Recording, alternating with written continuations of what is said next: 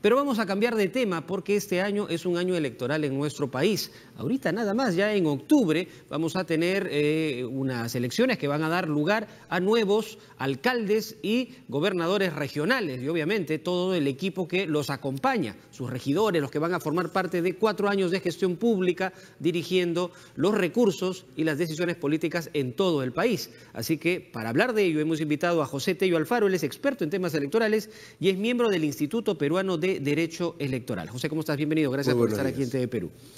Uno de los temas que ha generado polémica sin duda y todavía sigue siendo materia de debate es una iniciativa que propone que los candidatos a las alcaldías o a los gobiernos regionales tengan, por ejemplo, 2 o 3 años de vigencia, digamos, de permanencia a un partido político para recién ser aptos a postular. ¿Qué opinión tienen ustedes respecto de esta iniciativa? A ver, ahí nosotros tenemos una situación un poco complicada en la medida que se está interfiriendo con la autonomía privada de los partidos políticos.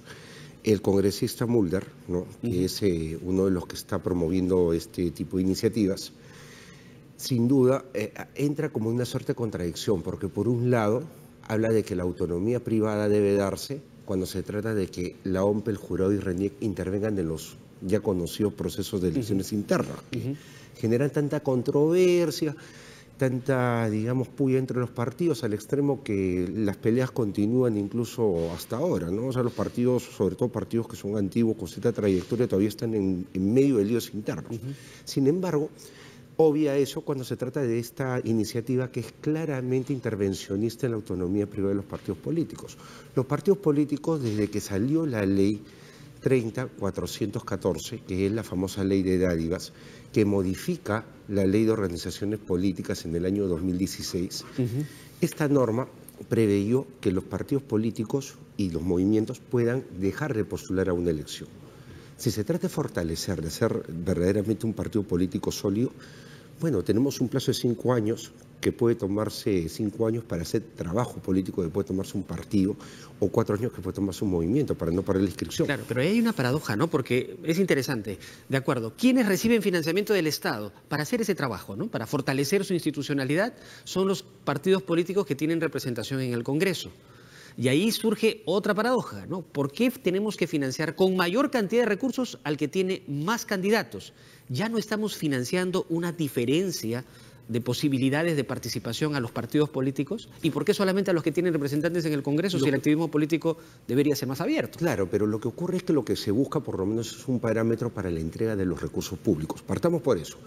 En segundo lugar, justamente eso de la entrega de recursos públicos hace que la OMP, el jurado y RENIEC intervengan con mayor énfasis, ¿no?, en los partidos políticos, porque una cosa es una asociación deportiva, pero por que ejemplo. intervengan en el sentido de que controlen, que vigilen, no necesariamente para que les digan qué cosa tienen que hacer, porque eso es otra cosa, ¿no? Es autonomía. Es autónomo. Lo que ocurre es lo siguiente: el partido político no es un club deportivo, no es un club, por ejemplo, Alianza Lima, Sporting Cristal, la U, no es eso.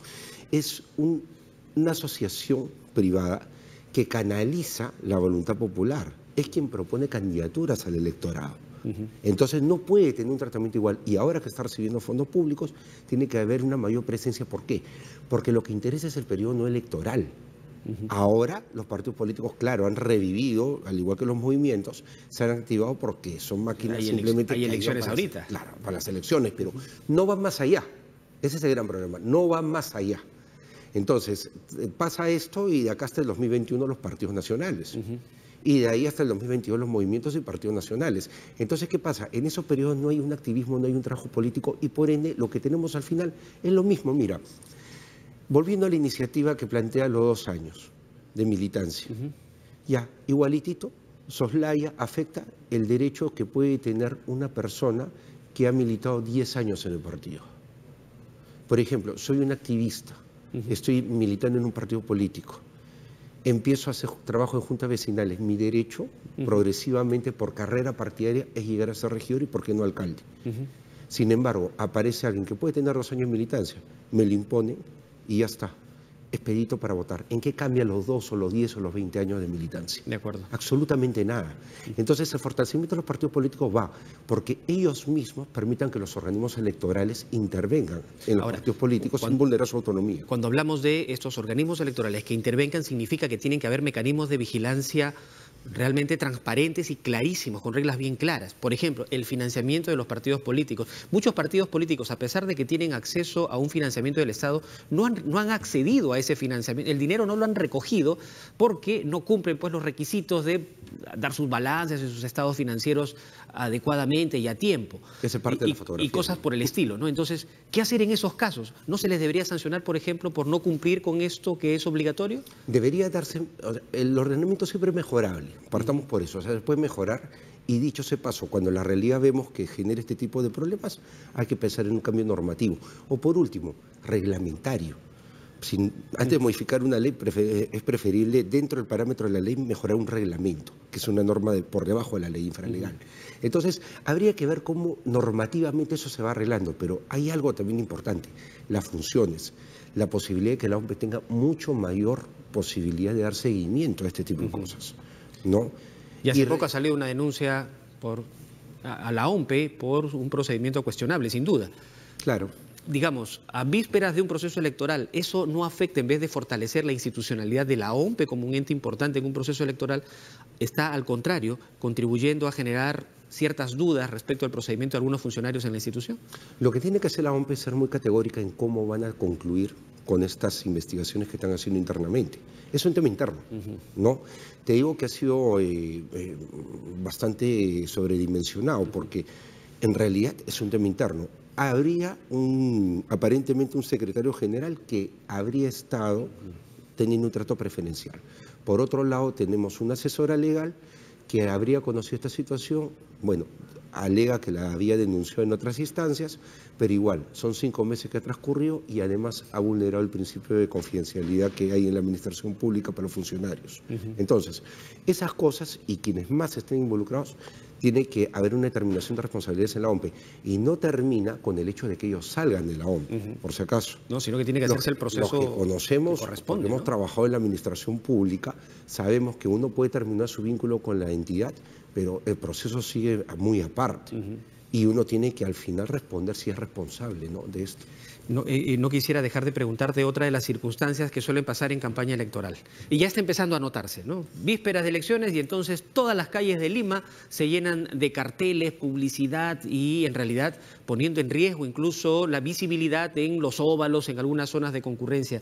Hay una contaminación visual terrible siempre en un proceso electoral. ¿Qué opinión tienes al respecto? ¿Eso también se debería reglamentar? ¿Qué opinas para evitar que se disminuya, o en todo caso, para lograr que se disminuya esta contaminación visual? Sobre el tema de contaminación visual y todo el tema de la publicidad, propaganda que estamos viendo, hay que entender que eso es responsabilidad de los gobiernos locales. Ellos son quienes tienen que regular esto mediante una ordenanza. ¿Por qué? Porque la ley orgánica de municipalidades sentencia de que ellos son quienes administran su territorio. Ese espacio que tiene, ellos lo administran. Entonces acá tiene que haber, en todo caso, ese trato mesurado, ¿no?, de todo lo que puede hacer este tipo de publicidad.